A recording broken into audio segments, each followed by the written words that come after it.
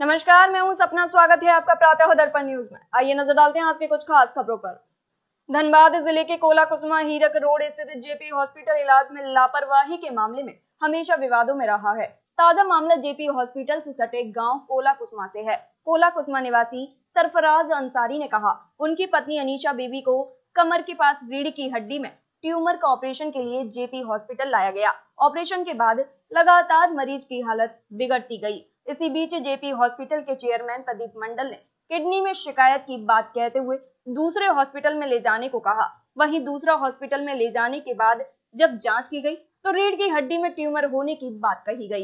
क्या मामला है यहाँ पे? हाँ, हम लाए थे अपना परिवार को, यहाँ कमर में ट्यूमर हो गया था, ऑपरेशन के लिए लाए थे और ऑपरेशन सक्सेस नहीं हुआ।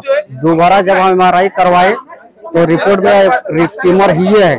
जब यहाँ बात करने आए तो यहाँ धक्का मुक्का करने लगा। यही बात है। आप लोग किस चीज के लिए आए थे यहाँ? आए थे, हम लोग बोले पेशेंट जैसे हम लोग का ठीक कर दे। पैसा हम लोग के ईमान नहीं है। कितना पैसा दिए थे ऑपरेशन के लिए? 55 दिए है। क्या मांग करते हैं अभी आप लोग? हम लोग का भी तो मांग तो अभी नहीं बोले। हम लोग को पेशेंट ठीक कीजिए। आपका कहना है कि जो है पेशेंट का इलाज जो है कि सही होना चाहिए। मगर इलाज सही हुआ नहीं है, तो वही चीज बात करने के लिए आए तो ये लोग धक्का मुक्का किया, हंगामा किया है। अंदर पहले 4 आदमी अंदर पेशेंट का अनीशा बीबी, कौन है? सरफराज अंसारी मेरे वाइफ है। हम लोग आए थे यहाँ जेपी हॉस्पिटल में ट्यूमर का ऑपरेशन करने के लिए, ठीक है। तो यहाँ आए जब तो कुछ स्टाफ था, बोला कि ट्यूमर का ऑपरेशन हो जाएगा, ठीक है। तो हम लोग आयुष्मान के द्वारा यहाँ भर्ती किए थे। तो ऑपरेशन का सब कुछ जुगाड़ हो गया। जुगाड़ करने के बाद ये बोल रहा है कि आयुष्मान बंद हो गया, आयुष्मान कार्ड बंद हो गया है। अब बाकी 1.5 लाख का ऑपरेशन, मतलब 1.5 लाख दीजिए तब जाके ऑपरेशन होगा। 1.5 लाख का मांग किए थे हम लोग। कुछ आदमी बुलाए, एक पैकेज हिसाब में बात कर लिए, 90 में बात हुआ था, ठीक है। उसके बाद ऑपरेशन तो हो गया। ऑपरेशन होने के बाद 1.5 महीना रखा, ठीक है। इसका मरीज का दिक्कत चल ही रहा था, पूरा दिक्कत चल ही रहा था। ऑपरेशन के बाद जो है कि आपका जो ये था मरीज था, उसका स्थिति अच्छा हुआ ना? पूरा बिगड़ गया ना, पूरा बिगड़ गया छुट्टी के टाइम, ठीक है। और यहाँ से जब छुट्टी कराया, हम लोगों को यही कह के छुट्टी कराया कि मरीज का दोनों किडनी फेल हो गया है। तो हम बोले किडनी में शिकायत है तो उसका रिपोर्ट दीजिए, जबकि लोग बिना जांच पड़ताल में ही छुट्टी दे दी हम लोगों को। अभी आप क्या मांग करते हैं? मांग हम लोगों का यही है कि मेरा पेशेंट का जो रीढ़ का ट्यूमर का इलाज हुआ है वो इलाज दोबारा नहीं होता है तुरंत, ठीक है। मेरा पेशेंट बर्बाद हुआ गया है। बेसिकली स्थिति खराब नहीं, पेशेंट हमारे पास 3 महीना के बाद आई थी। उनका दोनों पैर नहीं चल रहा था, स्पाइन में ट्यूमर के कारण उनका पैर नहीं चल रहा था। तो नस में जो डैमेज हो गया और उसको और आगे बढ़े नहीं, उसके लिए सर्जरी की गई। जो ट्यूमर था उसको जितना निकाला जा सकता था उतना निकाल दिया गया। पूरा ट्यूमर नहीं निकाला जा सकता क्योंकि मरीज का जान ज़्यादा ज़रूरी होता है।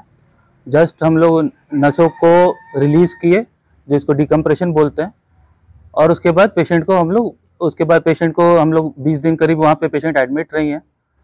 ऑलरेडी वो 3 महीना से ग्रसित थी। तो नस का केस में क्या होता है कि आप लोग भी जानते हैं कि किसी को स्पाइन में चोट लगा और लकवा मार दिया तो वो रिकवरी नहीं होता है, ठीक है।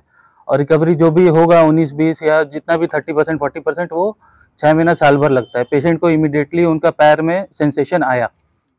और बाकी जो रिकवरी है, अब मरीज एक्सपेक्ट करते हैं कि हम लोग जादूगर हैं तो हम लोग जादू नहीं कर सकते, हम लोग अपना काम कर सकते हैं, है ना। तो बाकी ऑपरेशन बिल्कुल ठीक हुआ है। और अब आगे जो भी इशू हो रहा है वो उन लोग का मोटिव कुछ और है मेरे समझ से।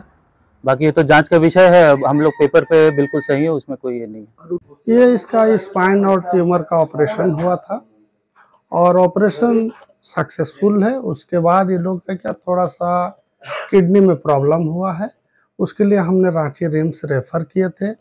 वहाँ का हम बात भी करा दिए थे कि लेके जाओ देख लो।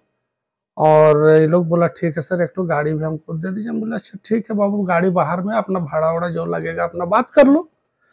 उसके बाद बोला आज सर घर ले जाएंगे, 2 दिन का बाद ले जाएंगे। हम बोले ठीक है ले जाओ। और उसके बाद ये लोग क्या किया, कहाँ मायो हॉस्पिटल है वहाँ ले जाके भर्ती करके ये लोग जो है क्या ट्रीटमेंट करा रहा है नहीं करा रहा है हमको नहीं पता।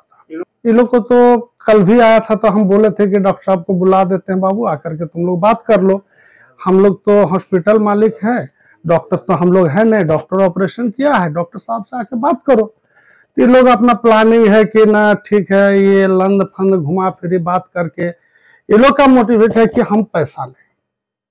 तो भाई जेपी हॉस्पिटल एक ऐसा हॉस्पिटल है, पैसा हम लोग देते नहीं है और हम लोग गलत ट्रीटमेंट करते नहीं है, और हम लोग का जो ट्रीटमेंट है वो एकदम एक नंबर है, उसमें कहीं दिक्कत नहीं है।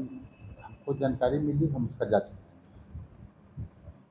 क्या स्थिति है, क्यों हुई, इसकी लापरवाही है, और उसके बाद उसका भी क्लिनिकल एस्टेब्लिशमेंट एक्ट का अपना नियम कानून है, हमसे उसके अंदर दंडित हो।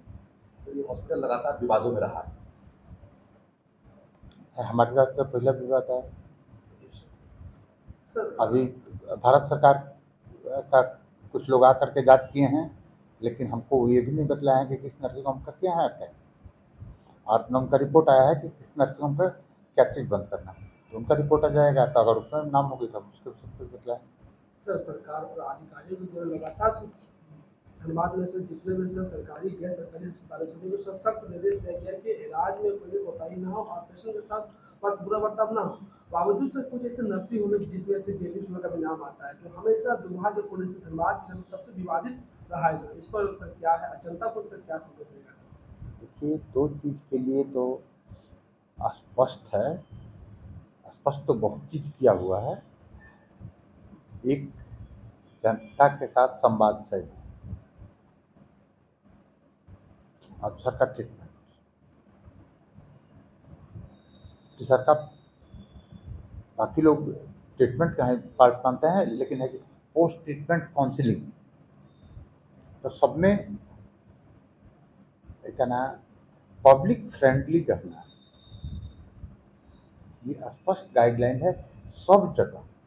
केवल हमारे ही विभाग में हो ऐसी बात नहीं है, और सारे विभाग में भी जहाँ भी हमको जाना या विभाग के विषय में जानना का जानकारी मिलती है, सब जगह है कि हाँ एक ना पब्लिक फ्रेंडली पूरा ट्रीटमेंट करने में, ट्रीटमेंट के बाद के फेज में, उसके भी बाद के फेज में, ट्रीटमेंट शुरू करने के पहले हमेशा पब्लिक फ्रेंडली। और दुर्भाग्य से मेरा तो मानना है कि आप अगर आदमी के साथ आदमी जैसा व्यवहार नहीं करते हैं, तो फिर आप आदमी से व्यवहार पाने की इच्छा भी रखते हैं तो इसे